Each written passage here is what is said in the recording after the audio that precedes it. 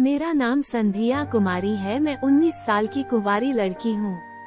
मैं उत्तर प्रदेश की रहने वाली हूँ। आज जो मेरे साथ घटना हुई है मैं आप लोगों को एक कहानी के जरिए से बताने वाली हूँ। एक दिन मेरे मम्मी पापा किसी काम से दिल्ली गए थे, तो मैं और मेरा बड़ा भाई जिसकी शादी हो चुकी है और भाभी भी बाहर गई थी, तो मैं और मेरा भाई दोनों ही घर पर थे। मेरे उसी रात को मेरे दोस्त का बर्थडे था, तो मैंने अपने बड़े भाई से कहा कि तुम भी साथ चलो, और वो भी आसानी से मान गया। तो हम दोनों उस रात को अपने दोस्त के घर के लिए निकल पड़े थे ताकि हम वहां खूब मस्ती कर सके। घर से हम लोग 5 बजे निकले थे। कार में मैं और मेरा भाई दोनों ही जा रहे थे। मेरे भाई की नज़र मेरे पर पहले से ही थी। वो हमेशा मेरे संतरों और शरीर को निहारता रहता था। जब से जवान हुई तब से ही उनकी आंखें मेरे ऊपर हमेशा रही है। मेरी भाभी काफी हॉट है, पर इसको कोई फर्क नहीं पड़ता। मेरी भाभी भी किसी दूसरे लड़के के चक्कर में रहती है, उसके साथ घूमती रहती है। तो जब घर में एक कैरेक्टर लेस हो तो फिर कोई क्या कर रहा है, अच्छा कर रहा है या गंदा कर रहा है, किसी को कोई कुछ समझ नहीं आता, ना फर्क पड़ता है। मेरी मम्मी भी कभी मेरी सपोर्ट नहीं करती, क्योंकि वो खुद ही पैसों के लिए किसी के साथ भी सब कुछ करने के लिए तैयार हो जाती है। जब घर में सब लोग कैरेक्टर लेस हो तो एक इंसान सही नहीं रह सकता। मैं उसी में से थी। मैं कोशिश करती थी कि मैं ऐसा कुछ भी नहीं करूं जिससे मेरी इज्जत पर आंच आए। इस वजह से मैंने कभी किसी बॉयफ्रेंड लड़के के चक्कर में नहीं पड़ी। तो आपको समझ आ गया कि मेरा परिवार कैसा है। ऐसे में जब अकेला इंसान हो और उसके साथ एक लड़की हो, अंधेरी रात हो, सुनसान जगह पर कोहरा हो, तो बातें और भी आसान हो जाती है। वही मेरे साथ भी हुआ है।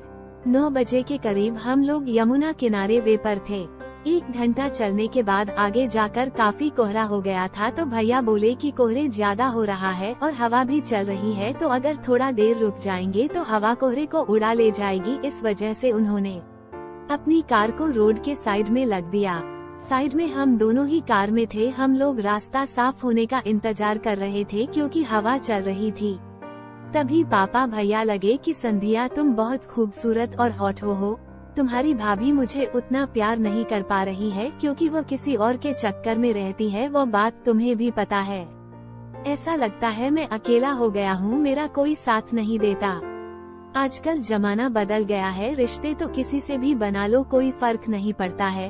तुम जवान हो गई हो, मुझे लगता है कि हम दोनों को एक दोस्त की तरह अब रहना चाहिए। मुझे पता है तुम्हें भी जेब खर्च और पैसों की बहुत ज्यादा जरूरत है, पर उतना तुम्हें नहीं हो पाता जितना होना चाहिए। तुम्हारे दोस्त रोज नए नए कपड़े पहनते हैं, ब्रांडेड जूते चप्पल पहनते हैं, पर कई बार मैं देखता हूँ कि तुम वैसे नहीं पहन पाती हो जैसा तुम्हें पहनना चाहिए। मुझे पता है तुम्हें अभी नौकरी करने में समय है, तो अगर तुम मेरी एक अच्छी दोस्त बन जाती हो बहन से ऊपर, तो मैं तुम्हारे लिए बहुत कुछ कर सकता हूँ। उन्होंने मेरे दिल की बात सुन ली थी। दोस्तों, वो सच बोल रहे थे। मुझे लगा ये ठीक बोल रहे हैं। मैंने अपने भाई से पूछा, फिर मुझे क्या करना होगा? दोस्त तो आप हमेशा ही हैं, बचपन से ही हैं। आप कहते तो थे कि हम दोनों भाई बहन एक दोस्त हैं। तो उन्होंने बोला कि बचपन के दोस्त और जवानी के दोस्त में अंतर होता है। तुम कितनी मस्त हो, तुम्हारा कोई बॉयफ्रेंड भी नहीं है, तुम्हारा भी मन करता होगा और मेरा भी मन करता है, क्योंकि तुम्हारी भाभी मेरे साथ नहीं रहती है और ऐसी भी है तो साथ सोने में नखरे करती है। तुम समझ रही हो मैं क्या बोल रहा हूँ? उन्होंने ऐसा कहा। मैं समझ चुकी थी कि वो मुझे फंसाना चाहते हैं। मुझे लगा कि घर की बात घर में रह जाए और मेरा काम भी बन जाए और मेरे भाई का काम बन जाए, तो इससे बढ़िया बात और क्या हो सकती है। मैं अपना सर झुकाया। भाई समझ गए कि मैं हाँ बोल रही हूँ। उन्होंने तुरंत अपने जेब से 5000 रुपए निकाले और मेरे जेब में रख दिया। उन्होंने कहा, कल तुम अपने लिए कपड़े और जूते खरीद लेना, और मम्मी पूछे कि तुम्हारे पास पैसे कहाँ से आ रहे हैं, तो तुम बोलना कि हमने एक ऑनलाइन पार्ट टाइम जॉब कर रही हूँ, और मैं बोल दूंगा कि हाँ मेरे दोस्त के कंपनी में घर से ही काम करती है। उनका आइडिया सही था। मेरे चेहरे पर मुस्कुराहट आ गई थी। मुस्कुराहट आते ही वो मेरे करीब आकर मेरे सीट को खोल दिया और भैया ने मुझे अपना बना लिया। और फिर 30 मिनट के बाद भैया थक चुके थे और फिर गाड़ी स्टार्ट करके वहाँ से चल दिए। हम दोनों के बीच एक ऐसा रिश्ता बन गया है जो परिवार से ऊपर का रिश्ता है। इस वजह से हम दोनों को सावधान रहना पड़ता है ताकि यह बात मम्मी पापा और भाभी को पता नहीं चले।